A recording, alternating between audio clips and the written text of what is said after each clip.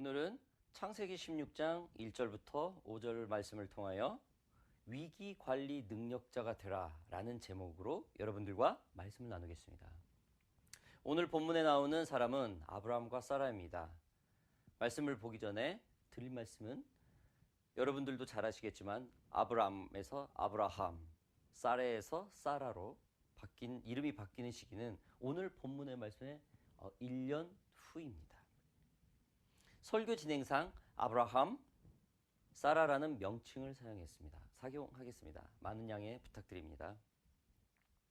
우리는 환경과 문화의 영향을 받고 살아갑니다.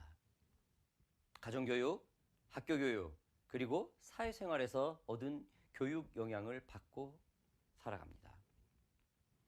이것이 어느덧 우리의 삶 속에 학습이 되어 있습니다. 문화가 되어 있습니다. 또한 우리는 교회에서 배우고 가르치는 교육이 따로 또 있습니다.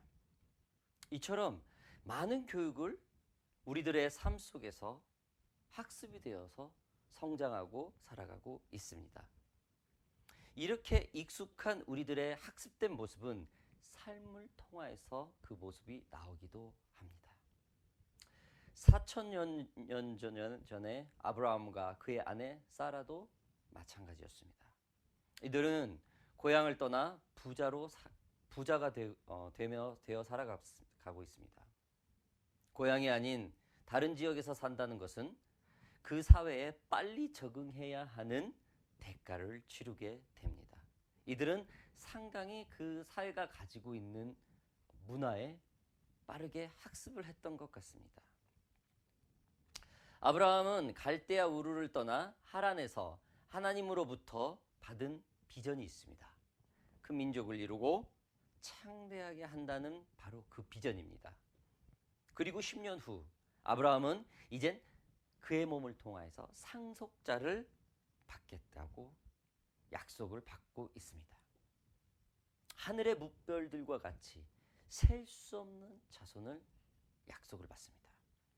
그런데 그의 아내 사라는 어떻습니까? 나이가 많습니다. 상속자를 낳기에는 너무나 나이가 많이 들었습니다. 아브라함이 이때 85세입니다. 사라는 그보다 10년이 어린 75세였습니다. 사라는 이러한 큰 비전을 받은 아브라함에게 자신의 생각과 의지를 학습된 행동으로 전달합니다. 그 학습된 모습을 잠깐 보겠습니다. 자, 말씀 보겠습니다. 1절부터 3절까지 제가 말씀을 읽겠습니다. 아브라함의 아내 사레는 출산하지 못하였고 그에게 한 여종이 있으니 애굽 사람이요 이름은 하갈이라. 사레가 아브라함에게 이르되 여호와께서 내 출산을 허락지 아니하셨으니 원하건대 내 여종에게 들어가라. 내가 혹 그로 말미암아 자녀를 얻을까 하노라 하매 아브라함이 사레의 말을 들으니라. 아브라함의 아내 사레가 그 여종 애굽 사람 하갈을 데려다가 그 남편 아브라함에게 첩으로 준 때는 아브라함이 가나안 땅에 거주한 지 10년 후였더라. 1절 아브라함 아내는 출산을 하지 못하였고 사라는 아직 첫 아이조차 낳지 못했는데 아브라함의 그 자손을 어떻게 번성하게 낳을 수가 있겠습니까? 더구나 그녀는 나이까지 많았습니다. 누가 보아도 사라가 아이를 가질 수 있다는 것은 비정상적이자 억지였습니다. 그래서 사라는 정확하게 그 자신을 알고 있었습니다. 또한 그 다음의 행동이 아주 재미가 있습니다. 성급히 결정을 내립니다. 그녀의 여종 애굽 여인 하갈을 통하여 하나님이 주신 비전을 이루려 하고 있습니다. 이러한 사라의 행동은 당시 시대엔 큰 문제가 되지 않았었습니다. 집안의 기업을 잇기 위해 자손이 없는 집안은 양자를 드리거나 첩을 들여서 그 집안의 기업을 잇는 것은 보편적이었습니다. 중요한 건 아브라함이라는 겁니다. 하나님의 언약을 받은 아브라함이 그의 아내가 보편적인 사회의 모습을 따라한다는 것입니다. 사라 자신은 자신이 아니라고, 그 기업을 절대 이을 자손을 낳을 수 없다라고 생각했던 것 같습니다. 그래서 그 사회와 환경에 학습되어진 대로, 익숙해진 대로 아브라함에게 다른 여인을 통하여서 기업을 이으려고 하고 있습니다. 그리고 자신은 아이를 가질 수 없다는 결정을 스스로 진단해 버리는 것입니다. 누구와도 상의도 없고 기도도 하지도 않고 스스로 모든 결정을 하고 행동에 옮기는 것은 너무나도 어리석은 행동입니다. 어리석다 못해 영적 위기가 오게 될 수도 있습니다. 요즘 저희 가족은 집에 있는 시간이 많습니다. 어디 나가려 해도 법에 접촉이 되고 모든 상황이 함부로 움직일 수 없는 상황입니다. 요즘 호주에는 모든 사람의 이러한 현실이 똑같이 적용되고 있죠. 그래서 저는 아내와 아이들이 가장 재미있게 보는 한국 드라마가 있다고 했습니다. 그게 대체 무언가 물어봤을 때 응답 시리즈 그 작가인 신원호 연출가의 작품인 슬기로운 의사생활이라는 드라마입니다. 저는 전체를 다 보지는 못했지만 이번 주 신문 사설에서 나온 내용 중에 지난주의 분량의 내용을 잠깐 보았습니다. 그 내용은 즉 산부인과 의사인 양석형이라는 사람이 나옵니다. 이 양석형 의사는 잦은 유산 때문에 힘들어하는 환자와 마주하게 됩니다. 그리고 양석형 의사는 의사답게 유산과 증상에 대하여 냉철하게 그 환자에게 설명을 합니다. 이 환자는 양 의사에게 말을 합니다. 교수님은 이런 병 가진 산모들을 많이 보니까 이 정도 병은 병도 아니죠? 라고 슬프게 흐느끼면서 말을 합니다. 이에 양 의사는 이렇게 말을 합니다. 유산이 왜 병이냐? 라고 반문을 합니다. 유산은 질병이 아닙니다.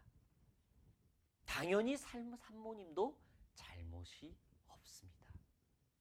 내가 무엇을 잘못해서 이러한 일이 생겼냐고 생각을 하지만 유산은 누구에게나 생길 수 있습니다. 이번에는 원인을 알았으니까 잘 대비하시고 치료하시면 좋은 결과를 가질 수 있을 것입니다. 라고 격려를 합니다. 이 산모는 자신이 내려버린 결론으로 이 유산은 자기 잘못이라고 자신의 몸에 문제가 있을 거라고 아예 결론을 내버린 겁니다. 그리고 흐느끼면서 대화를 하고 있었던 중이었습니다. 유산의 문제가 임산부의 약한 몸 때문이라는 잘못되어진 사회적 학습이 이 여인의 삶을 힘들게 하고 있었고 슬프게 하고 있었고 오해로 불러일으키고 있었던 것입니다. 이것을 양 의사는 정확하게 꼬집어주고 있었습니다. 저는 이 모습을 보면서 오늘 본문의 말씀 사라의 모습을 생각을 하게 되었습니다. 사라의 모습은 어떨까요? 자신이 나이가 많아 아이를 가질 수 없다는 사회적 학습이 그녀를 온통 쥐어짜고 있었습니다. 하나님의 약속보다 사회적 학습이 우선시가 되었던 것입니다. 잘못된 학습이 영적 위기를 만들게 되었습니다. 학습되어진 것이 다 잘못됐다는 소리가 아닙니다. 사라처럼 하나님의 말씀을 들은 사람이 학습되어진 언행으로만 결론을 내려버린다면 이것은 하나님보다 내 삶이 우선인권이 됐다는 증거가 된다는 것입니다. 이게 잘못됐다는 겁니다. 여러분들 하나님의 말씀을 묵상하고 계시는 줄 믿습니다. 여러분들 하나님과 깊은 기도 속에 늘 하고 있는 것으로 믿습니다. 여러분들 하나님의 세미한 음성을 듣고 계시는 줄 믿습니다. 우리의 학습되어진 모습으로 하나님과의 이 깊은 교제, 하나님으로부터 받은 모든 말씀이 나의 학습되어진 성급한 결론으로에 의해서 망쳐버리지는 않을지, 그 결론에 의해서 영적 위기가 오는 건 아닌지 여러분 점검을 하셔야 될 것입니다. 하나님께서 여러분에게 비전을 주셨다면 그 과정과 인도도 하나님께서 하시는 줄 믿으시기 바랍니다. 좀 더 기도하시기 바랍니다. 아직 확증이 안 됐다면 좀 더 주님 앞에 있기를 바랍니다. 아직 주님 앞에 응답을 받지 못했다면 좀 더 금식하며 하나님 앞에 더 엎드리시기 바랍니다. 온전한 열매를 취하지 못했다면 분명히 우리가 정확하게 알아들을 수 있도록 하나님은 말씀을 하시는 분인 줄 여러분들 믿으시기 바랍니다. 아무튼 이 사라의 성급한 결정으로 어떠한 결과를 초래했을까요? 그 결과는 바로 정해진 기준을 넘어버리는 남용의 결과가 옵니다. 말씀 계속 볼까요? 4절, 5절 제가 말씀을 읽겠습니다. 아브라함이 하갈과 동침하였더니 하갈이 임신함에 그가 자기의 임신함을 알고 그의 여주인을 멸시한지라. 사레가 아브라함에게 이르되 내가 받은 모욕은 당신이 받아야 옳도다. 내가 나의 여종을 당신의 품에 두었거늘 그가 자기의 임신함을 알고 나를 멸시하니 당신과 나 사이에 여호와께서 판단하시기를 원하노라. 사라는 하늘의 무별들을 셀 수 없을 만큼 자손을 주겠다라는 하나님의 말씀하신 그 비전만을 들었고 생각을 했지 그녀가 내린 결정과 과정이 어떠한 결과를 올지는 생각을 하지 않았던 것 같아요.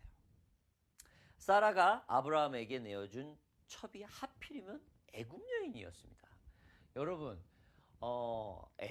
사라에게 애굽이 어떤 땅입니까? 아브라함과 사라가 가나안 땅에 들어섰었습니다. 10여 년 전에 그 땅에 기근이 들어서 잠시 애굽으로 이민을 갔던 일이 있어요. 남편인 아브라함이 사라에게 사라가 자신의 누이라고 속이는 바람에 애굽 왕 파라오의 아내가 되어버린 사라. 그런 수치를 기억하고 있던 사라. 이게 바로 사라가 애굽에 가지고 있는 상처입니다. 기억입니다. 그런데 하갈은 그럼 어디서 왔는가? 많은 학자들이 이렇게 얘기합니다. 아브라함과 사라가 애굽을 떠날 때 파라오 왕이 많은 선물을 줍니다. 그때 애굽 여인을 노비로 주었다고 이렇게 가정을 하고 있습니다. 추측을 하고 있습니다. 당시 최고의 민족인 애굽인으로서 국가도 없이 그냥 족속으로 떠돌이였던 히브리인에게 노비로 팔려간다는 것은 하갈 입장에서 기분 좋은 일은 아니었을 겁니다. 자존심 상하는 일이었을 것입니다. 또한 애굽인을 히브리인의 노예로 줄 정도로 하갈은 그렇게 질 좋은 사람이 아니었습니다. 예를 들어서 어떤 범죄에 연루되어서 애굽에서 완전한 추방을 요했던 여인이었었기에 길을 떠나는 아브라함 가족에게 그냥 노비로 줬던 것일 것입니다. 이처럼 사라는 자신의 노비가 어떠한 컨디션, 어떠한 상황인지도 제대로 파악하지도 않은 채 아브라함에게 첩으로 내어줍니다. 성급했어요. 그냥 기업을 이어야 한다는 그 비전 하나만 가지고 그냥 가고 있었던 거예요. 상당히 성급했습니다. 그래서 사라는 하인 하갈에게 많은 수모를 당합니다. 정해진 기준을 넘는 남용을 당합니다. 하나님의 말씀에 순수히 따르며 순종하는 사람들은 곤란한 일은 종종 있어도 이처럼 정해진 도를 넘는 수치, 즉 남용을 당하는 일은 피해갑니다. 그러나 사라는 이처럼 남용을 당합니다. 평생 아이가 없어 어쩌면 아이에 대한 한이 맺혀 있을 사라가 아이로 인해서, 임신으로 인해서 심한 남용을 당합니다. 하갈이 누굽니까? 지금도 전 세계를 긴장시키고, 지금도 전 세계를 대립 구조를 유발시키고 많은 테러의 중심이 되고 있는 무슬림의 시작이 바로 하갈입니다. 하갈과 이스마엘. 이처럼 사라 자신의 생각과 결정으로 질 좋지 않는 하갈을 통해서 하나님의 기업을 이으했던 거예요. 여러분들, 하나님의 비전을 받았습니까? 그 일을 성취하고 계십니까? 방법론 너무 좋습니다. 그러나 그게 나의 지혜인지, 나의 지혜가 하나님보다 먼저 우선권이 되지는 않았는지 점검해 보시기 바랍니다. 하나님의 말씀을 학습되어진 모습으로 경솔한 결론을 내렸을 때 영적 위기는 반드시 다가오게 됩니다.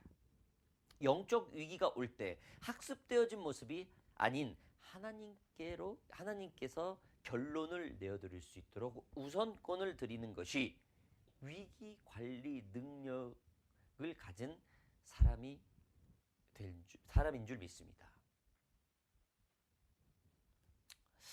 여러분, 미국 버지니아에는 토양이 좋고 기름져서 나무가 참 잘 자란다고 해요.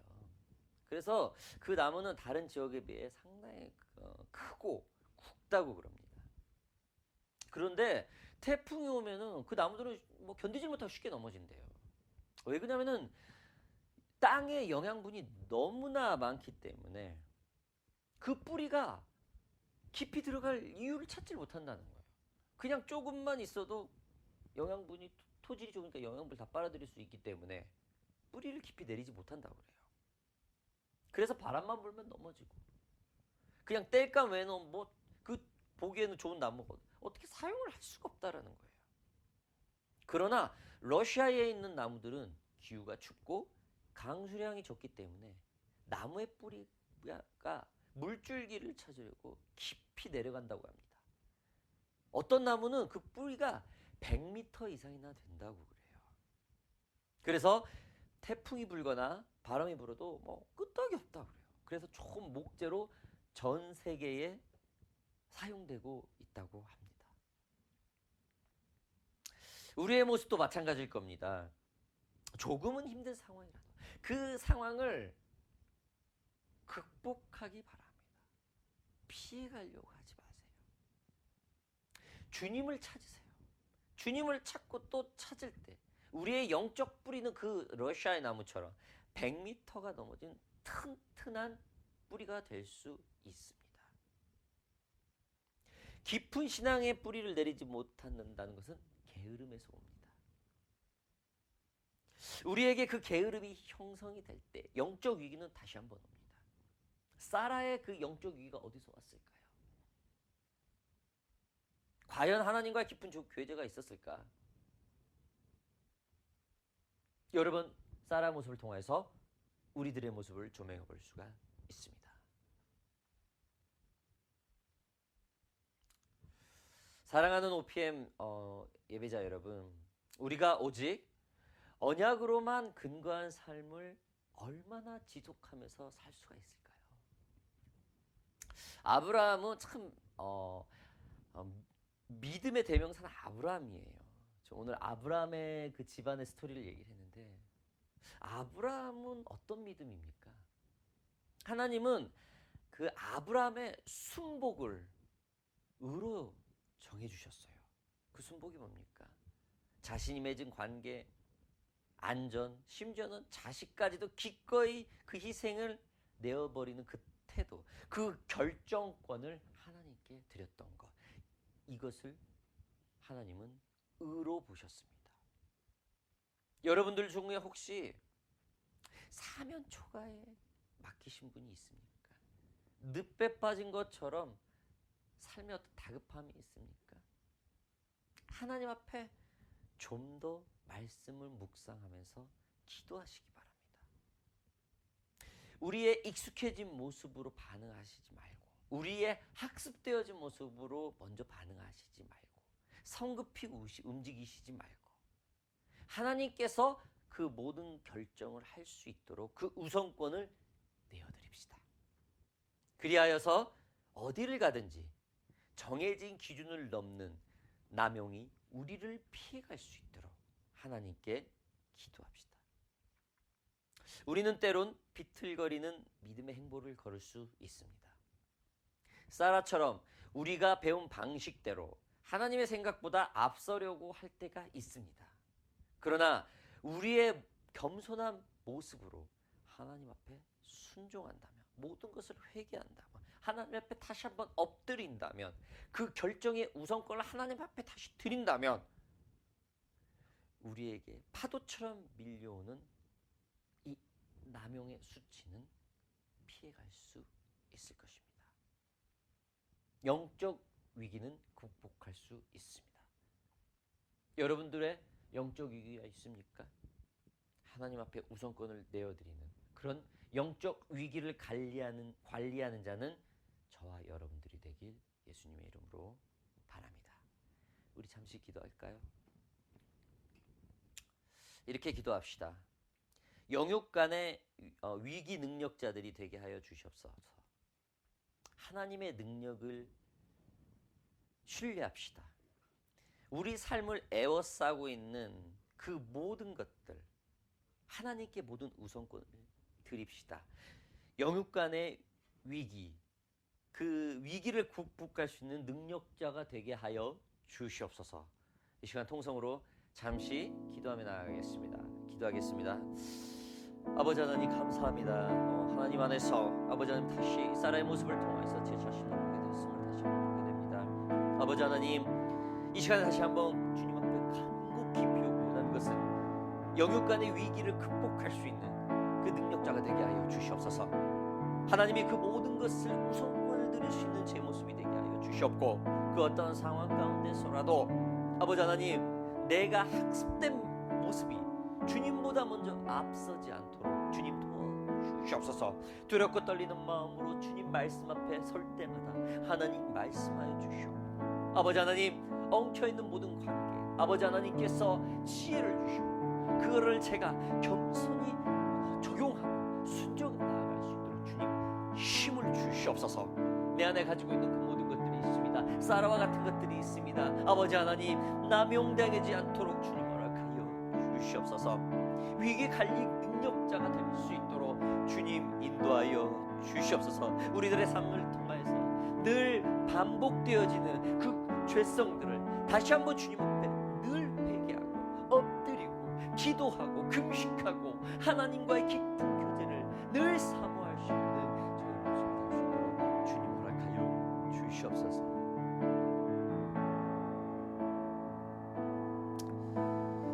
우리 한 가지 더 기도하기로 원합니다. 우리 주님의 몸된 교회를 위해서 기도합시다. 여러분들이 속해 있는 교회를 위해서 좀 기도합시다. 그 교회에 있는 주의 종들 위해서 기도합시다. 지도자들 위해서 기도합시다. 성도들 위해서 기도합시다. 무엇보다도 우리 교회와 내 자신과 연관되어 있는 주의 종 선교사님들을 위해서 기도합시다. 여러분들 코로나로 인해서 모든 교회의 서비스가 지금 브록되고 있습니다. 하나님, 이 위기를 극복할 수 있게 하여 주시옵소서. 사람이 학습된 모습으로 교회를 운영하지 않게 하시고 하나님 말씀 앞에 늘 엎드리고 주님의 말씀대로 움직이는 주님의 몸된 교회가 되게 하소서. 그런 주의 종들이 되게 하소서. 그런 선교사님들이 사람들이 되게 하여 주시옵소서. 마지막으로 주님의 몸된 교회와 선교사님들, 주의 종들 위해서 기도하겠습니다. 오 주님, 아버지 하나님, 예수 그리스도의 그 피로 세운 주님의 몸된 교회를 주님께 올려드립니다. 아버지 하나님, 그 교회가 다시 한번 주님 앞에서 아버지